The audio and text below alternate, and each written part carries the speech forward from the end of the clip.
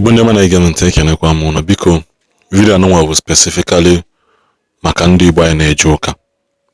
Ọ bụrụ na ị na-eje ụka biko video anụnwa gbasara gị.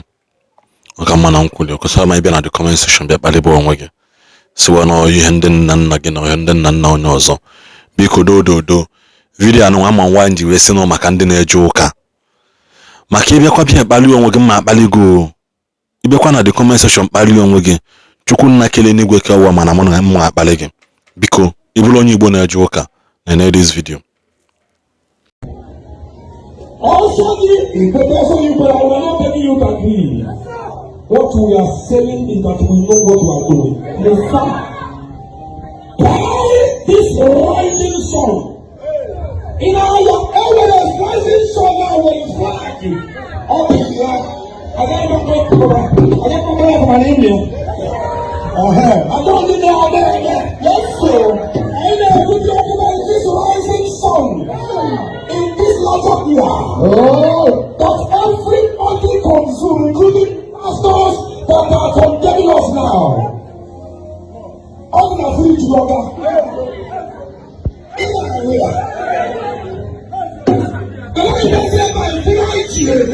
Yes, sir. Thank you for nyabo video. If you listen in a joker, this type of ministry, avoid yaha. When we come on, you discernment spirit had enough. That is why people like us know. Ayagwa gisege kwe for within da chalaha. Enwe kwe he mekatanu wa. Onworo kwe hobu na mekatanu wa. To justify this act waka no maka after na say no mele me no ndi baye no ndi Igbo. At the end of the day, we are mixing things up in order to justify our selfish desires. And when one man popular for last year na Lagos nini na bo ojo imelondo ka ha ihe oputo obalefi owosa no n'ụzọ gate church ya egwu na we ya ngwa ndị mmadụ sị tokwusi na ije ebe a till today among ka ministry nwoke ha dezeketa ibute wele fanta na eme ihe isi no ihe chukwu keleke so nna ajụ gị now ọ bụrụ na ndị ọcha pụta hụlụọ fanta, what will you be doing with it? Pastor iligolo na altar isi no altar si ndị mmadụ wetewe bịa ka aṅụwa bịa mewe nke a ikpo onwe gị niile eje ụka. And I so much so much so much hate about ka mesiwa ekwetere m na some people enwe ihe mgbe nne na anyị sị ndanu unagukwa Bible. Unagukwa Bible na mmadụ ji nkwụ we were na confusion si na no label. Ọ na the rising sun dị na ya. Ọ bụrụ no rising sun, ọ bụ no nke abụ. So ọ bụrụ na ndị lolo mmanya ha alụghọtị da logo rising sun, o nwezi ha ozi eji we eme something. Same God is rich unto all. Tangwakwu unu ya agwa ị na-eji enu ejana. This type of people may have avoid.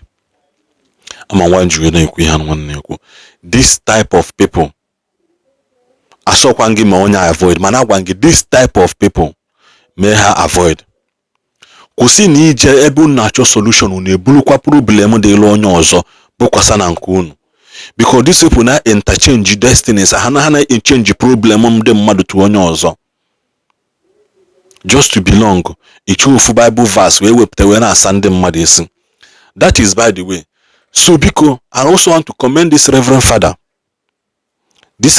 Keta for speaking up against ihe anụnwanda eme na government.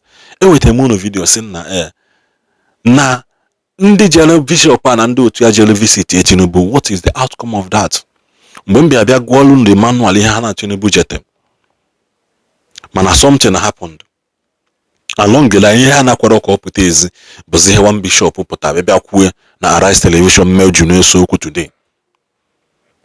The bishop say na ọ bụ na ị na-follow news ọ sị na mgbe ha lụdị that na this man na-eme free and fair election ha ama nkwe that na this man is bound and vow to make sure no win election at all cost. And ka na-ekwuchi Reverend Father nka wepụta wee na-asị na na-ebili ha akpa rice ka ekewe ha government ekewe ha rice that he refused. Onadeno mma. Ihe ma ji unju wete the other video wetekwa nka. ka ị na-ezi anya ma tinye gbakọ nwoke nke ọsọ ji bịa eme ihe ya agwa gị sị na ọ bụ na onye nwa ka ibute akpara azị kewere ndị be ha na ọma nweloke gbaalụnụ some of these people ọsọ. Ana m ekwe nwa nji esi gị na ịbụrụ Christian, this video is for you. Ọ bụ na ị na-eje ụka ya ha ghọta ihe m na-ekwu. Do inji wetara that video bụ na onye Igbo emeli ya. Off ya today, off that video today, mma agwụ ya n'ihu ya na ọ ga na-ebu fake. Mma agwụ ya hụ ha n'ihu ya that no bụ ka ọ bụ confirm verified fake ka ọ bụ. Go and tell him I said so. You bụ fake. You have no business with that. He has no business ịgba ndị otu ya nkwụ. He has no business iji bọtụlụ mmanya wee na-erezi prayer petition or prayer point whatsoever. He has no right to do that. Kwụsị na iji ebe ya bụ unu ji anala unu nke unu ji eji welu confusion kpojuo unu isi. Ọ narakwa afọ ahụ echiketa o mechie ya sị gị na agwụ ndị be ha amana ya. Now what now happens to those ships that you have first successfully led astray? I can unu in the top on the other video. Golden. Just before the close of Mass this morning, I announced to parishioners who break through the rain to attend Mass this morning that they should come to the mission house, to the rectory, that I have something for them. So they are going to come immediately after prayer. They are done with prayers after Mass. They are going to come this morning. They came under the rain to attend Mass. So they will be coming here, and what am I going to give to them? I will be sharing rice for them. I will be sharing a bag of rice for them. 3 days ago, I returned to the house and I saw that they told me somebody brought a bag of rice. And when I looked at the bag of rice, it's a customized bag of the President of Nigeria, and it is a renewed hope ambassador of Nigeria. So I decided to say, okay, is this for the President or those working for the President? I'm not interested in the bag of rice. That money, you see, it is a product of the irresponsible elite that we have in the country.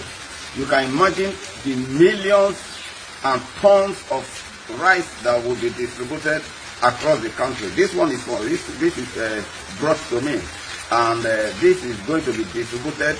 I have every reason to conclude that this is how it's going to be distributed to some places across the country. And you can imagine such irresponsibility that instead of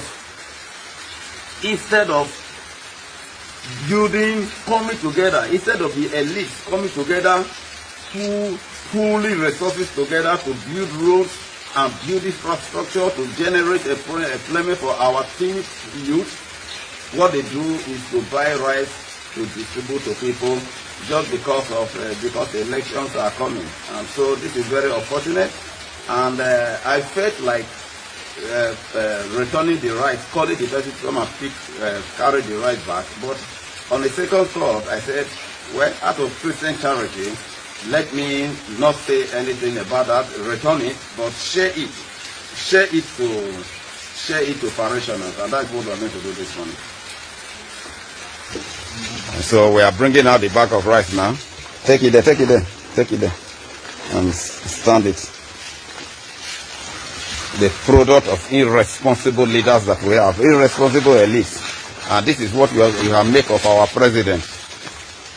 And then the president is aware of this. This is very, very unpatriotic. Instead of using this money to build companies, instead of making electricity, building power plants to make electricity stable, instead of building industries, instead of the elites coming together, the government coming together to build industry, all that the supporters of the president and very jobless and irresponsible elites that we have in this country, all that they do is to do this kind of sycophancy. This is purely sycophantic. There is nothing here.